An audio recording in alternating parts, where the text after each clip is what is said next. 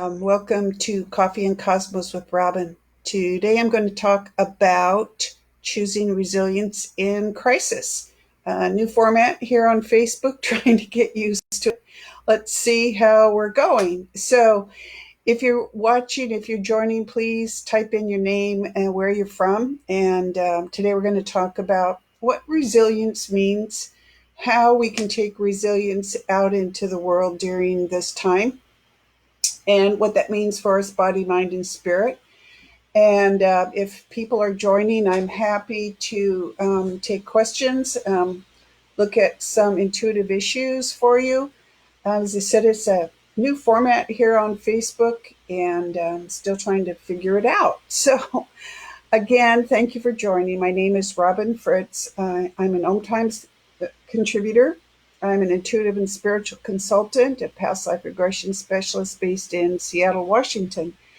And today I want to talk about how we look at resilience and what that means for us all today in a world that's really dramatically changed in the last few months. So, we're souls that have taken human bodies, and as because of that, we tend to have very long lives, and resilience is the theme throughout our lives.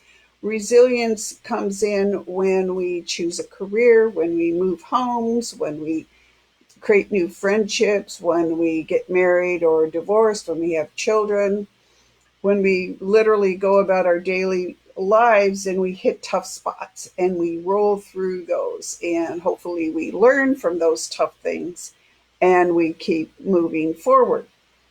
And now, for the first time for uh, all of the generations alive today, the world is facing a crisis where we can all be resilient together. And this is really giving us a lot of ideas about what the world is going to look like after this pandemic is over, what we want it to look like, and how we as individuals can contribute to that.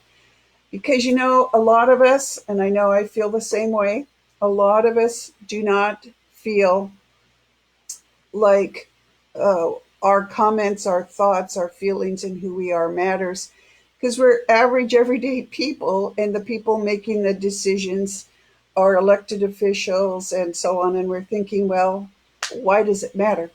And it does matter, especially for the community here that Om Times has created. We are people who believe in body, mind, and spirit. We are people who believe that all of life is equal. We are people who are coming together regardless of where we live, what country we live in, and we want the world to be this great place, and we all can contribute to that.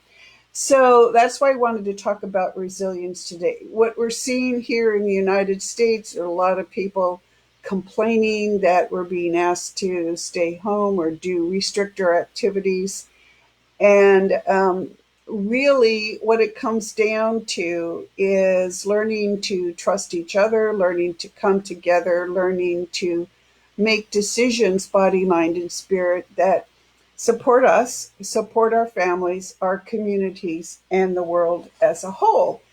And that means that you choose to be resilient, right? That you choose to roll with the punches, to keep moving forward, to understand that there are good times and bad times and largely in between times, and that we can all come together.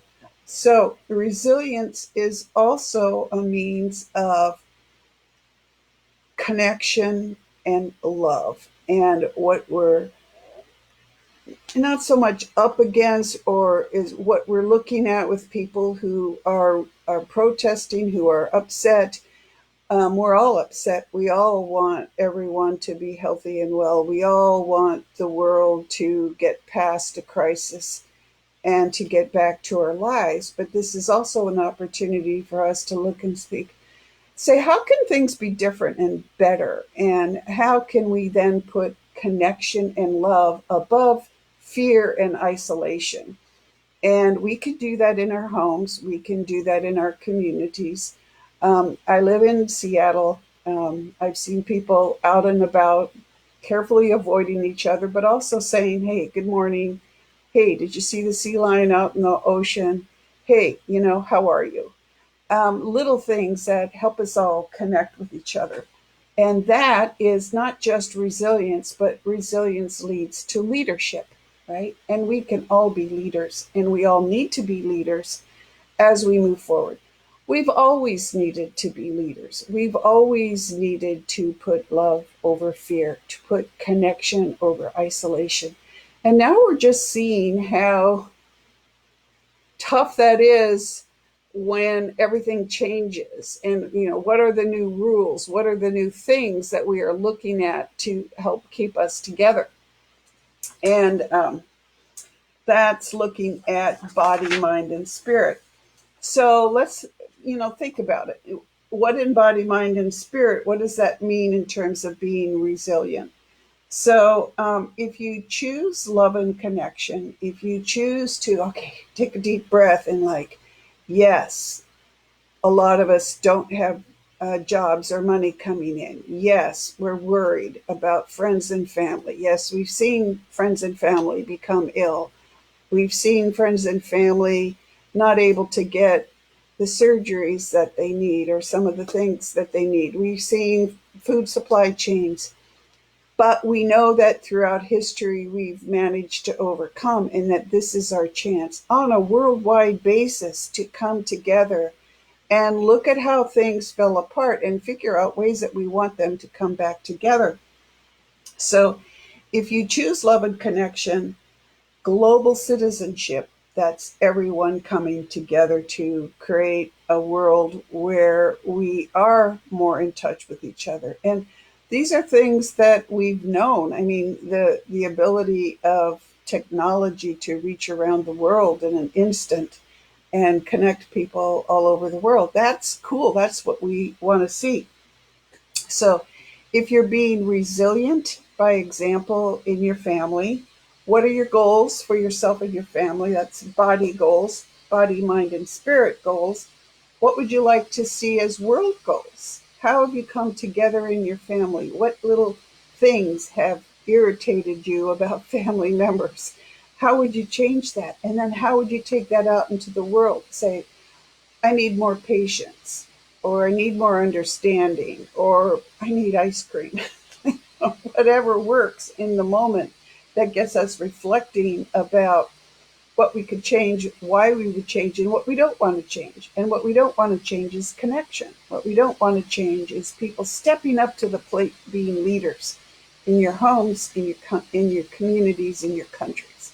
Every single one of us can do that. So, how would you support your goals? How would you support world goals of coming together? How will you measure achievement? How will your resilience play out in the long term and in the short term? How do you inspire yourself to keep moving? How can you say, well, I'm having a tough day, but I'm going to be resilient. I'm going to roll with it. I'm going to move forward with it. I'm going to learn from that. And hopefully, I'm going to find a way that next time I feel that way, I can change it. So, what are you doing in these tough times to be your best self, body, mind, and spirit? That's what we're looking at. How can we be even better moving forward? How do we communicate that in community? How do we support our community? How do we inspire ourselves, our family members, and each other to keep moving forward, to keep reaching out, saying hello instead of fighting, to say, wow, tell me your experience, tell me your viewpoint, let me tell you mine. Where do we come together? Where do we not come together? How can we work that out? And that's what our world really hasn't been doing for a long time. And this is our chance to do it. So, as you choose resilience in your life, choose to learn how your intuition works. I'm a very practical person. That's why I call myself the practical intuitive. Choose how your intuition, choose to learn how your intuition works, choose to put it to work, choose to tap your own innate energy healing abilities.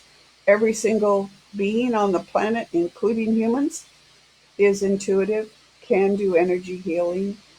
We can do that in our daily lives. You can do it first thing when you wake up in the morning, hands on the heart, invite healing energy.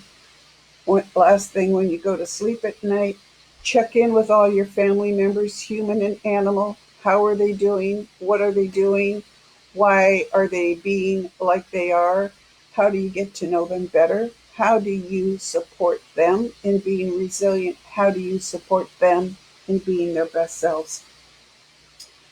So, and also learn how to be connected to the world around you. This is a perfect time to use your intuition to remind yourself that we've been alone for a very long time because we haven't tapped into our intuition to explore the world around us. Here's a perfect time to find out what your home is thinking, what your animals are thinking, what the trees and the street and the buildings are thinking and feeling and knowing, and how we come together with all beings regardless of how they work, what they look like, where they are.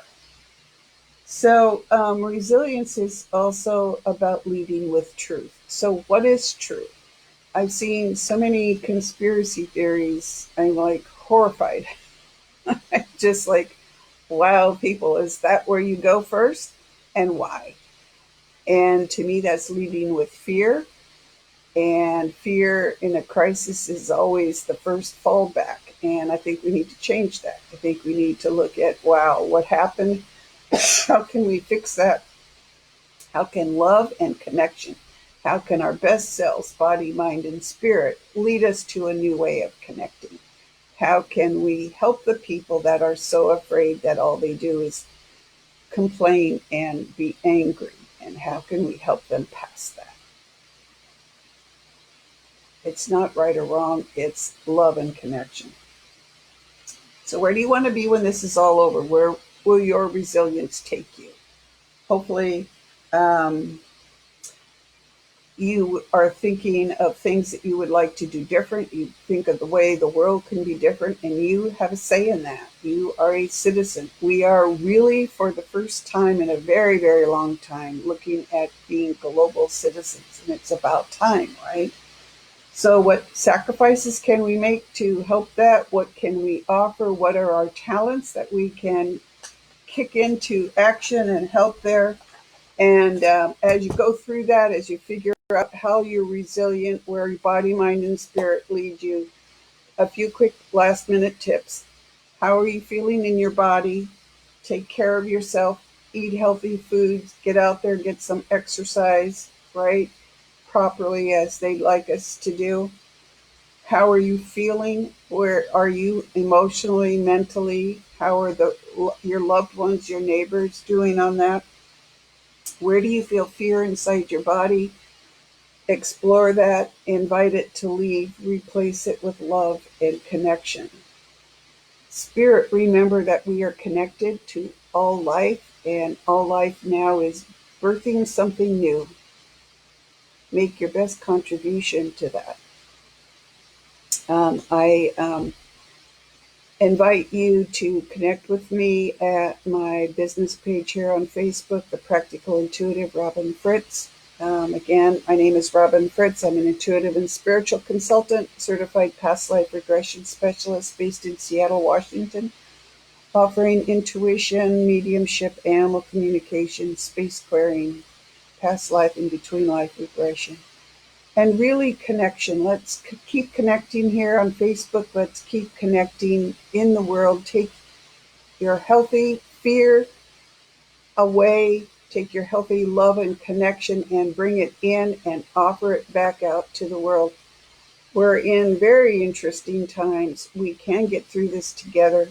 Start with yourself. Spread it out into your family. Spread it out into the community.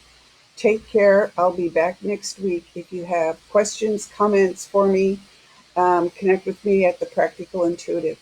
Thank you and take care.